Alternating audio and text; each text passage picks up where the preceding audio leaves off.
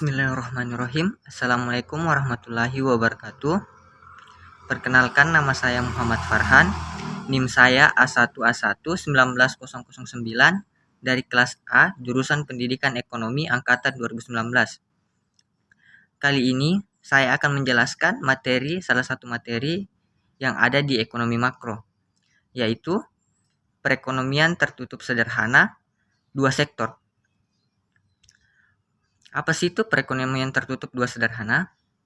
Perekonomian tertutup dua sederhana merupakan perekonomian yang hanya menyautkan dua sektor saja, yaitu produsen dan konsumen. Kenapa dikatakan tertutup sederhana? Karena konsep ini tidak ada campur tangan dari pemerintah. Baik, kita mulai membahasnya satu persatu. Yang pertama, kita mulai dari pendapatan nasional. Pengertian pendapatan nasional adalah keseluruhan jumlah barang dan jasa yang diproduksi oleh suatu negara dalam jangka waktu tertentu, biasanya dalam setahun. Kemudian yang kedua, pengertian dari perekonomian tertutup sederhana. Perekonomian tertutup sederhana adalah perekonomian yang tidak ada hubungannya dengan negara lain, baik pemerintah, dan tidak menerima pungutan pajak, pembayaran transfer, pemerintah ataupun yang berbentuk pengeluaran konsumsi. Dalam perekonomian tertutup sederhana ini, pengeluaran masyarakat seluruhnya pada tiap satuan waktu, biasanya dalam setahun, dan akan terdiri dari pengeluaran untuk konsumsi rumah tangga dan pengeluaran untuk investasi. Kemudian pertumbuhan ekonomi. Pengertian dari pertumbuhan ekonomi adalah proses di mana terjadinya kenaikan pendapatan nasional. Definisi pertumbuhan ekonomi yang lain adalah bahwa pertumbuhan ekonomi terjadi bila ada kenaikan output per kapita.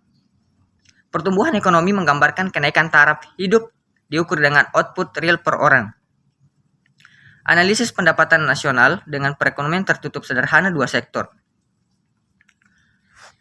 Dalam perekonomian tertutup sederhana, sektor yang terlibat adalah rumah tangga sebagai pihak konsumen dan perusahaan atau pihak swasta sebagai produsen, tanpa adanya campur tangan pemerintah, baik berupa pungutan pajak, pembayaran transfer, pemerintah ataupun yang berbentuk pengeluaran konsumsi dan tidak berhubungan dengan perekonomian internasional baik ekspor maupun impor.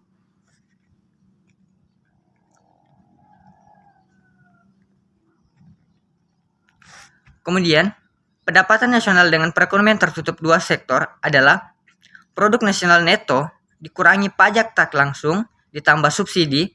Jumlah inilah yang diterima faktor produksi yang dimiliki penduduk suatu negara.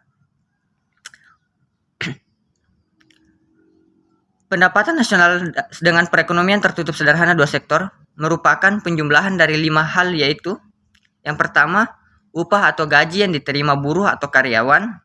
Yang kedua, pendapatan dari seseorang yang melakukan bisnis individu atau bukan perusahaan. Kemudian yang tiga, keuntungan perusahaan.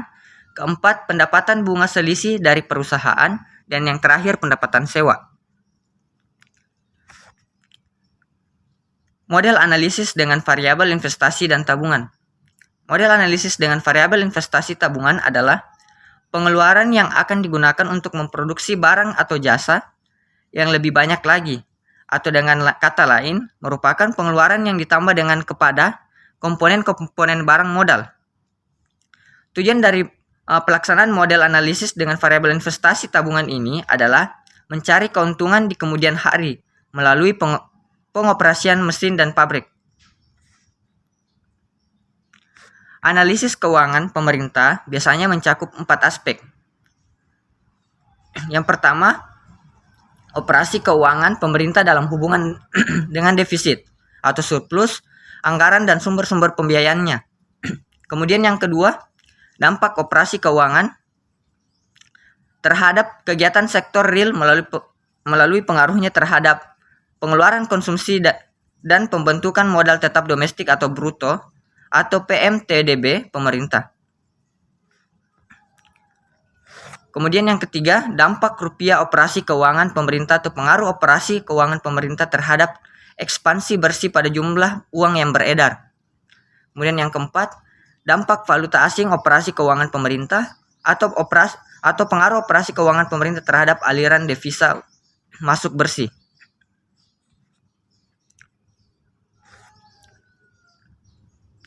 Terdapat sumber data untuk memperkirakan investasi tabungan nasional, yaitu dari data produk domestik bruto atas dasar harga berlaku menurut penggunaan. Kemudian yang kedua, neraca arus dana yang digunakan oleh tim gabungan BPS, Bank Indonesia, dan Departemen Keuangan. Dalam menganalisis pertumbuhan produk domestik bruto atau PDB, terlihat adanya kecenderungan untuk lebih menggunakan data produk domestik bruto menurut penggunaannya. Kalau kita menganggap bahwa perkiraan investasi dan tabungan nasional bruto yang dihasilkan oleh tim gabungan BPS, Bank Indonesia, dan Departemen Keuangan lebih mendekati kebenaran, maka sebaiknya data statistik produk domestik bruto menurut penggunaan yang dipublikasikan oleh BPS perlu diperbaiki. Kemudian, hubungan antara pertumbuhan ekonomi, inflasi, dan pengangguran. Salah satu masalah jangka pendek dalam ekonomi yaitu inflasi, pengangguran, dan neraca pembayaran. Inflasi adalah gejala yang menunjukkan kenaikan tingkat harga umum yang berlangsung secara terus-menerus. Ada 3 macam jenis inflasi. Yang pertama, inflasi tarikan permintaan. Yang kedua, inflasi karena pengaruh impor. Yang ketiga, inflasi desakan biaya.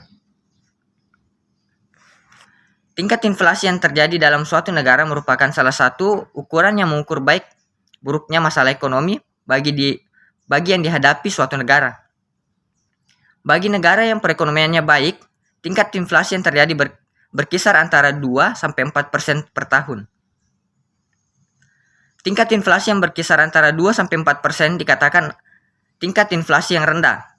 Selanjutnya, tingkat inflasi yang berkisar antara 7-10% dikatakan inflasi yang tinggi. Didasarkan pada fakta itulah, A.W. Phillips mengamati hubungan antara tingkat inflasi dan tingkat pengangguran. Dari hasil pengamatannya, ternyata ada hubungan erat antara inflasi dengan tingkat pengangguran, dalam arti jika inflasi tinggi, maka pengangguran akan rendah. Hasil pengamatan Phillips ini dikenal dengan kurva Phillips. Mungkin hanya itu yang bisa saya sampaikan. Kurang dan lebihnya mohon dimaafkan. Wabillahi taufiq wal hidayah. Assalamualaikum warahmatullahi wabarakatuh.